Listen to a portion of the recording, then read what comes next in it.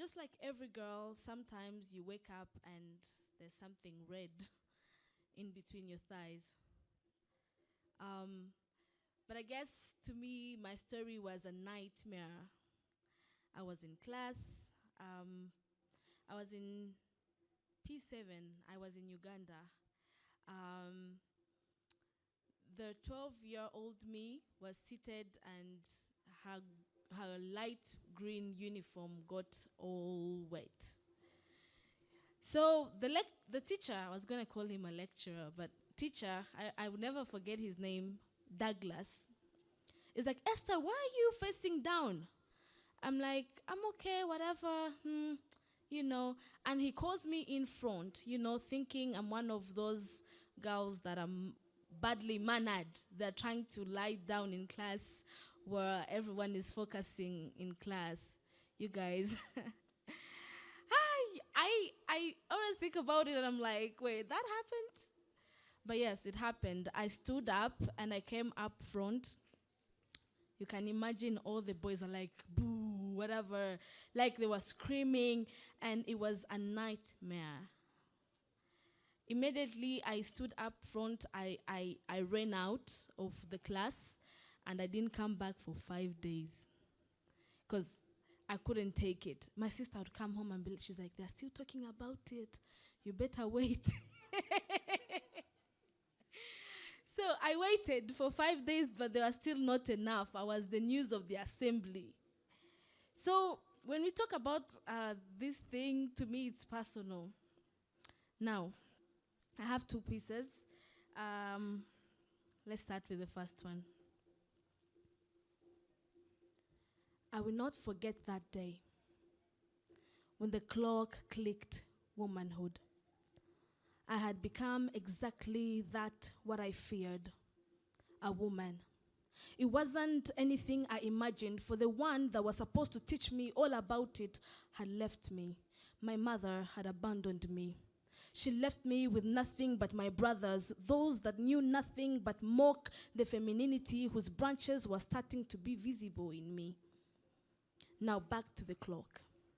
It was time.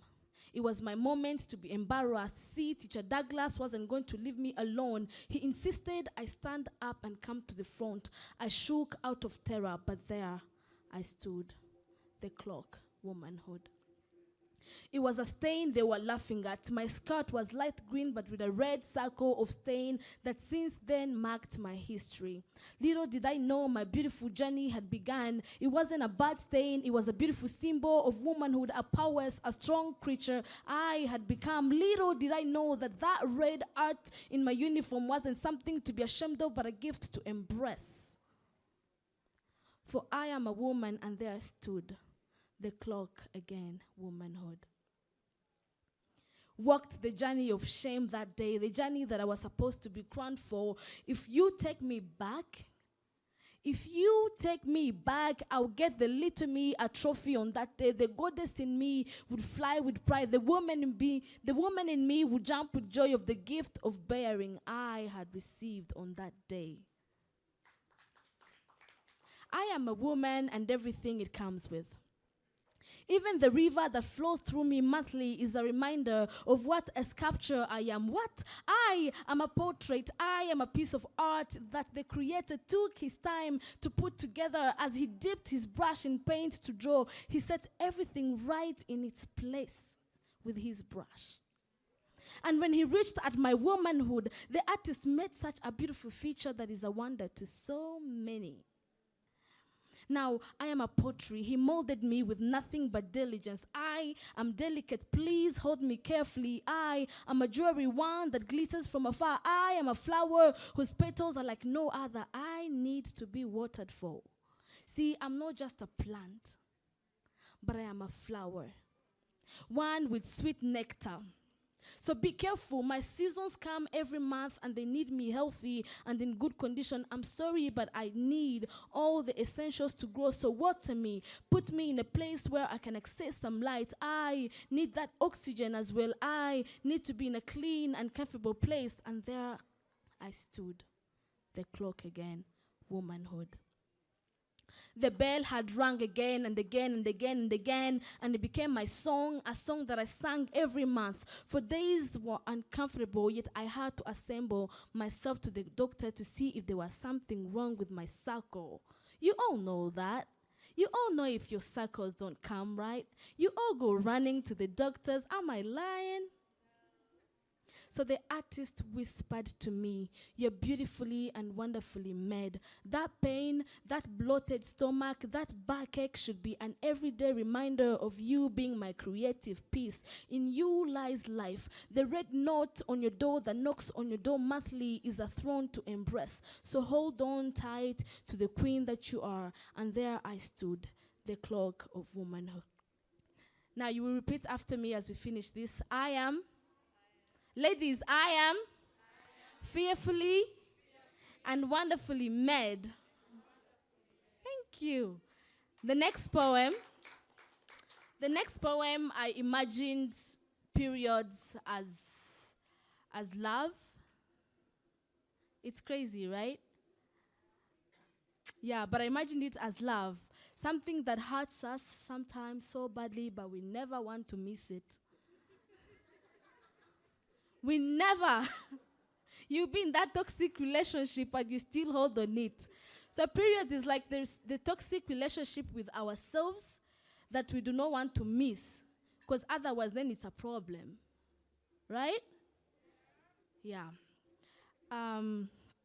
Here we go. I saw it in your eyes. You needed me. It's different than just wanting me. You told me if we were over, you told me if we were ever to be over, your life would be over. I said nothing because I knew that you are the source of the breathing I take in every sec, and only I know the worst that could occur if you attained not your presence. From then we swore to each other. We made a pinky promise, never to leave each other. If only you could say a bigger word than "you are adored by every inch of being of what makes me a living," I could tell you that. See, period is like love. It comes and stays. It hurts and makes our stomach bloat. Sometimes butterflies feel all our body that we begin to shiver.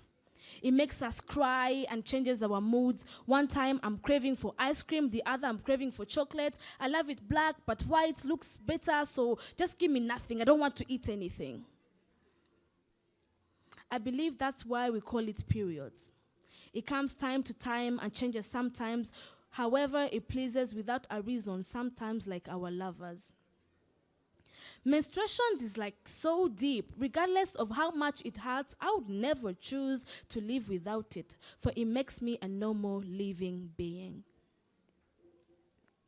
But as important as it is, just like love, nobody told me how hurtful it would be. Nobody told me I would tie myself in bed, cover and cover, sob and lament, blame everything and everyone just looking at me is the problem, looking for comfort, but still it stopped not from bleeding. But if you tell me to miss it twice, trust me, I'll run for a checkup. Does anyone have a number of a good gynecologist, please? It's more like love coaches or psychologists, name it. It doesn't matter how much we think we know love, it will still surprise us. Just like menstruation, you will expect it on Sunday night, but it will come on Tuesday evening. It's not always bad, sometimes it's smooth, like new love. Everything is checked and great. Just checking on him every now and then. Don't make him mad by taking long to respond to his text, or he will embarrass you. It's a bit like a narcissist lover. You know what I'm saying? Periods, if you do not check your pad, it's going to embarrass you. It's a bit like a narcissist lover. Believe it or not, I am to embrace it. It's okay to have a river overflow. It's natural, it's nature, and I find it beautiful. Scientists will call it phenomenal. I call it amazing. Can you imagine something that gives you gift of bearing your own fruits? What is there to be ashamed of? What is there to stigmatize? Shouldn't this be a crown where every woman on the streets is given a crown to wear, saying, I am a queen and I am productive? I am a woman and an amazing creature indeed. I am a painting, one that should be hanged on a wall for everyone to be amazed by the muse that I am.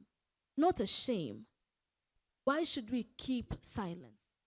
Why shouldn't we talk about these things? I and my girls love calling it a toxic relationship with ourselves, but one we never dream of losing.